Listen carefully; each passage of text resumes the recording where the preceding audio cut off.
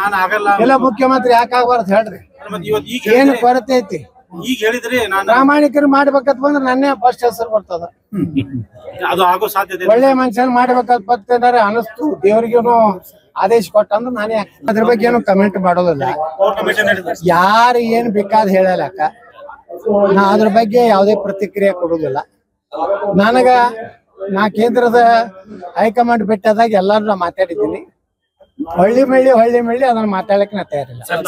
ಹೋಗಿ ಬಂದ್ರಿ, ನಾನು ಪ್ರಾಮಾಣಿಕ ಅದೀನಿ ಅಂತ ಹೇಳಿನ ನನ್ನನ್ನ ಕಿತ್ತೊಗಿಯಕ್ ಆಗ್ಲಿಲ್ಲ.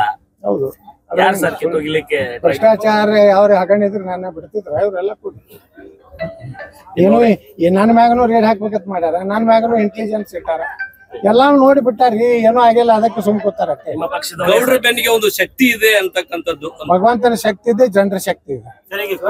ಕೋರ್ ಕಮಿಟಿ ಸಭೆ ನಡೀತಾ ಇದೆ. ಮಾಡ್ಲಿಲ್ಲ ಇಲ್ಲ, ನಾವು ಕೋರ್ ಕಮಿಟಿ ಮೆಂಬರ್ ಅಲ್ಲಲ್ರಿ.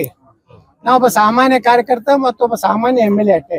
ಸರ್, ಈಗ ಬೆಳಗಾವಿಯಲ್ಲಿನೇ ತಮ್ಮ ಶಕ್ತಿ ಪ್ರದರ್ಶನಕ್ಕೆ ಮುಂದಾಗಿರಿ, ಬೃಹತ್ ಲಿಂಗಾಯತ ಸಮಾವೇಶ ಮಾಡ್ತಾರೆ ಶಿವಮೊಗ್ಗದಲ್ಲಿ. ನೋಡೋಣ ಕಾಲಕ್ಕ. ಈಗ ಪಂಚಮಸಾಲಿ ಮತ್ತು ಉಳಿದ ಎಲ್ಲಾ ಸಮುದಾಯಗಳಿಗೆ ಬೊಮ್ಮಾಯರ್ ಸರ್ಕಾರ ಇದ್ದಾಗ ನಮ್ಮ ಪ್ರಧಾನ ಮಂತ್ರಿಗಳ ಒಂದು ಸೂಚನೆ ಮೇಲೆ 2D ಅಂತ ಕೊಟ್ಟಿದ್ರು. 2D ಅಂದ್ರೇನು? ಬರೇ ಪಂಚಮಸಾಲಿಗಳಲ್ಲ, ಯಾರು ಲಿಂಗಾಯತರು 2Aದಾಗಿಲ್ಲಲ್ಲ ಅಂತ ಎಲ್ಲ ಸಮುದಾಯಗಳಿಗೆ 2D. ಮರಾಠ ಸಮಾಜ, ಜೈನ ಮತ್ತು ಕ್ರಿಶ್ಚಿಯನ್ ಇವ್ರಿಗೆಲ್ಲ ಕೂಡಿ 7% ಕೊಟ್ಟಾರ. ಅದನ್ನ ನಾವು ಕೊಡ್ರಿ. ಇಲ್ಲಕಂದ್ರ ಕಾಂಗ್ರೆಸ್ MLAಗಳು ಏನ್ ಹೇಳ್ತಾರ, ನಾವು ಏನ್ 2Aನೇ ಕೊಡಿಸ್ತೀವಿ ಅಂತಾರ. ಅದನ್ನಾರು ಕೊಡ್ರಿ, ಇದನ್ನಾರು ಕೊಡ್ರಿ, ಎಲ್ಲ ಸಮುದಾಯಕ್ಕೆ ನ್ಯಾಯ ಕೊಡ್ರಿ.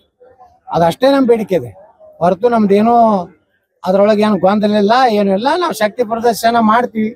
ನಮ್ಮ ಗುರುಗಳು ಈಗಾಗಲೇ ಘೋಷಣೆ ಮಾಡ್ಯಾರ. ಸರ್ಕಾರಕ್ಕೂ ಹೇಳ್ತೀನಿ, ನೀವೇನಾದ್ರೂ ಅದ್ರ ಬಗ್ಗೆ ಬಡಿಲಿಕ್ಕೆ ಅದನ್ನ ಇದು ಮಾಡ್ಲಿಕ್ಕೆ ಮಾಡಿದ್ರ ಅಂದ್ರೆ ಅದ್ರ ಕೆಟ್ಟ ಪರಿಣಾಮ ನೀವು ಎದುರಿಸಬೇಕಾಗ್ತದೆ. ನಾನು ಸೈಲೆಂಟ್ ಆಗ್ತೀನಿ, ರಮೇಶ್ ಜಾರಕಿಹೊಳಿ ವೈಲೆಂಟ್ ಆಗ್ತೀನಿ. ನನ್ನ ಮುಖ ನೋಡಿ ನಾವು ಸ್ವಲ್ಪ ಕೂಡ ಸಪ್ಪಾಗಿಲ್ಲ ಅಂತ ಒಂದು ಮಾತನ್ನು ಹೇಳಿದಿರ್ತಾವು. ಮತ್ತೆ ಸಪ್ಪಗಾತ ಅನ್ಸುತ್ತೆ.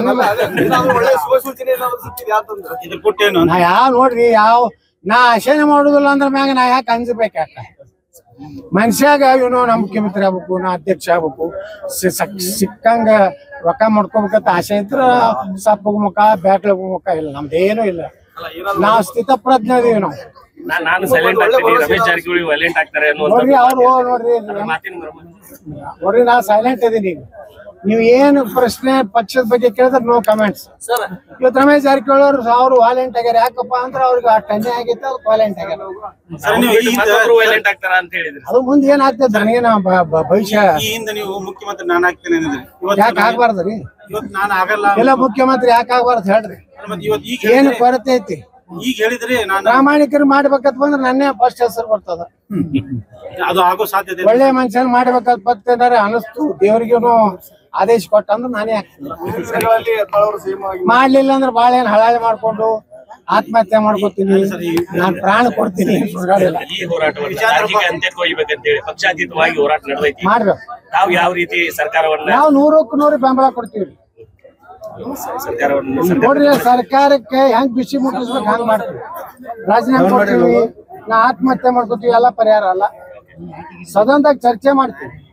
ನೀವೇನ್ ಹೇಳಿರಪ್ಪ ಕಾಂಗ್ರೆಸ್ನವರು 40,000 ಕೋಟಿ ರೂಪಾಯಿ ಕೊಡ್ತೇವೆ ಹೇಳಿರಲ್ಲ, ಎಷ್ಟು ಕೊಟ್ರಿ ಹೇಳಿ. ನಾವು ಏನೋ ಅದ್ರ ಕೇಳಾರ್ದೆ ಬರೀ ಪ್ರಾಣ ಕೊಟ್ರು ರಾಜೀನಾಮೆ ಕೊಟ್ರೆ ಏನ್ ಲಾಭ ಆಗ್ತದೆ? ಮತ್ತೆ ಇಲ್ಲಿವರೆಗೆ ಎಷ್ಟು ಮಂದಿ ರಾಜೀನಾಮೆ ಕೊಟ್ಟಾರ ಜನರ ಸಲುವಾಗಿ?